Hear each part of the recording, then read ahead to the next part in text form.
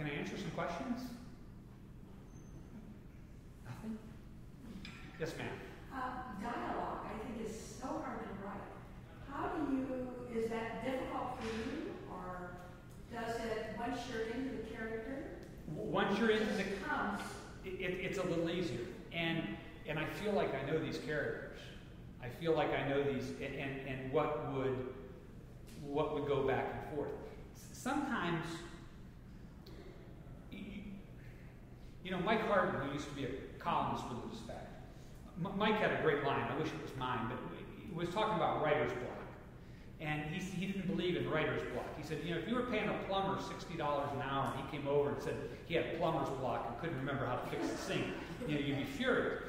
And that's sort of a lot of the approach I take is when I'm struggling, say with dialogue or any particular scene, I will roll it around in my head for a long time, trying to come up with the right words, the right scenario. And the way I explain it is you repeat it in your head until it becomes reality.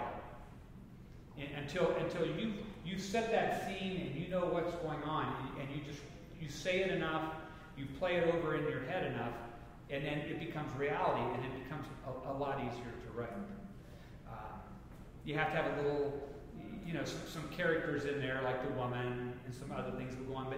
But I've been in similar type situations where the woman was actually a friend or the girlfriend of our middle linebacker in high school, who was a kid who didn't feel pain. And when I went back for a class reunion, she was talking to me in front of Johnny, and she basically asked Johnny, she says, how come he looks so much younger than you? And the answer was, it wasn't the years, it was the mileage Johnny had put on himself in the many years since. But she started carrying on, and it was making me real nervous because I didn't want Johnny to all of a sudden get really upset with me. So you take those situations and try to put them in places to where there is some reality, some truth to a lot of the things you're writing. But I don't normally, you know, there are times you finish a section and you look at it and think, wow, I am really happy with that. And then you can move on. And there's other times you read it and you think, it just sits there. So sometimes, in order to get from here to here, you have stuff that just doesn't pop and resonate. But I try to play it through my mind enough that it makes it a little easier. That moves the ball. Yes. Yeah, you got to move the ball. Got to try to move the ball a little bit. And you know, I was also thinking, you know, I've been in those bars in Eastern Ohio. I know the characters that hang out there. Hopefully, it makes it a little bit easier. Any other questions? Yes. I have two questions. Sure. One is, how long did it take you to write this book? Okay. And the second one is, I'm guessing that it helped that you spent so much time being a reporter, that experience helped as you wrote this book. Is that true? Well, I think being a reporter helps in everything I write. Because a couple of things. Is I could write in the middle of a rock concert if I had to. I don't need that total silence, and I think the newsroom, working under deadline, working under that pressure all the time, I think helped me with that. What was the first one? First one was how long? How long? This one took about 8 months. I had written... Took. Wow. Took. Once... And like I said, I try to do something every day. The essay I had written, my agent took it out, took it up to New York, and we had almost had an offer. Well, he had an offer. I hadn't signed a contract yet, but we were down to talking about it was going to be a hardcover original paperback in 2000 with Hope Mifflin, who's a big player. And in December of 2008, when the economy tanked, Hope Mifflin nuked their 90% of their fiction division, which include my editor, and no one else. We couldn't find anyone else interested. she said, what else do you have? And I said, well, I got this book, which at the time was called The Button Man. I hadn't changed it yet, which was another one we struggled forever, trying to come up with the title. But I said, I'm probably 3 months away from finishing it, maybe. She said, well, let's finish it, and I'll take it out and see what we can do. She sold this book in about 2 weeks. It went pretty quickly. Now, so we've had some success with it. Then she went back out with the essay, and it sold. So, and actually, I've been working on the essay, by the way, just so you talked about that point of entry. Originally, I was going to write a book about a kid whose vehicle for getting out of the poverty was football. That was going to be it. In the process, I wrote about him having some academic problems and with English, because you need some drama and you need some side stories. Once I created the relationship between the English teacher and the boy, I decided that his writing skills were going to be the way he gets out of this cycle of poverty. So there's always that point of entry, but that doesn't mean that it won't change.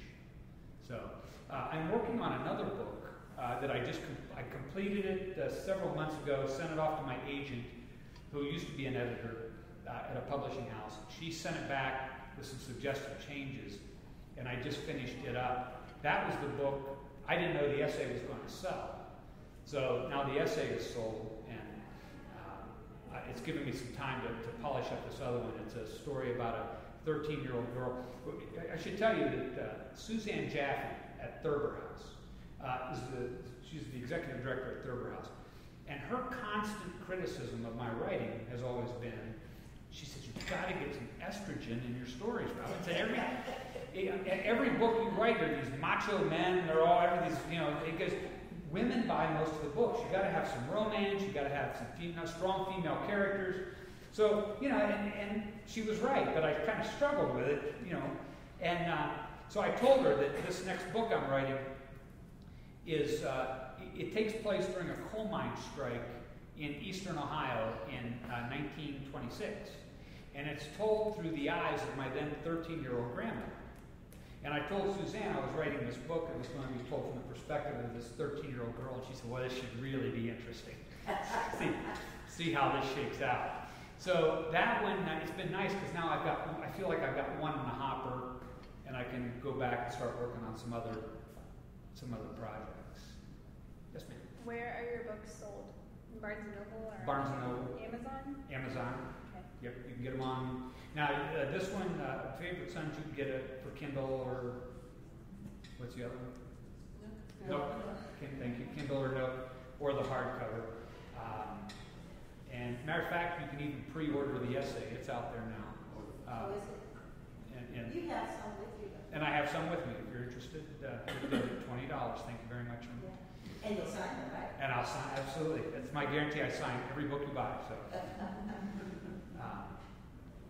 yes, but they're all out there. Yes. Do your editors give you a lot of input and make you change things in your stories, or?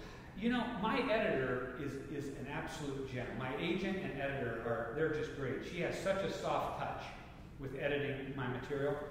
And now we're going with the essay coming out, the copy editor, because they send it out for grammar and typos, and because it's amazing when you write something that long and you think you've got it right, you'll just read right over the mistakes. So it's nice having her. But she made some changes that I really didn't like, and I went back to my editor, and she said, no problem, put them back. But she would change things, I think, to try to tighten it. And it was, in my way of thinking, it was disrupting the flow of what I was trying to get across. So, I appreciate it. Unlike a lot of writers who really get upset, I appreciate what they do. And I'm not infallible, and I'm happy to have another set of eyes and someone making some suggestions. But at the end of the day, it's my book. And I want it to read the way I want. There's an interesting story. The only time that I had a pushback with my editor, and if I could find it real quick, I would read it to you, I was describing when Hutch becomes a prosecutor, he has a secretary. And I described the secretary, and she's a large black woman, and I said in one part that she had a rear end like a dump truck. And my editor said, that just sounds so mean-spirited, which I didn't think, but okay. She said, I said, well, what do you want to change it to? She said, truck. I said, like a truck? And she said, yeah. I said, but dump truck is more descriptive. It's, it's a dump truck. And she said, no. I mean, she really got her, arched her back over that one, and I couldn't understand what the, I said, okay, all right, Lily, I'm not gonna go to the mat over this one. Well, if that's all you want to do, we'll let it go. And that is really the only squabble I had with her during the whole thing. And I still don't get it, but whatever. Sometimes you've got to pick your battles. And, having gone through, the copy editing process at the Dispatch was much more painful than going through this. Because there were times where they would just, copy desk would change things willy-nilly for no good reason, and you'd feel like it was unjustified. So, any other questions? I really appreciate you showing up today and listening. I had a great time, and I hope you come to the Ohioana Book Festival, which is the 12th. The 12th, Saturday and April. From 10 to 4:30. 10 to 4:30. We'll open the doors at 9:45, and the programs are back there. And there are some great panels, and I actually get to sit on a panel with one of my favorite writers, who's Donald Ray Pollock. If you've read any of his things, it's Knock 'em Stiff and The Devil All the Time. So I'm excited to meet him and get to sit on the panel. I think it would be interesting because we can talk about the Attorney General.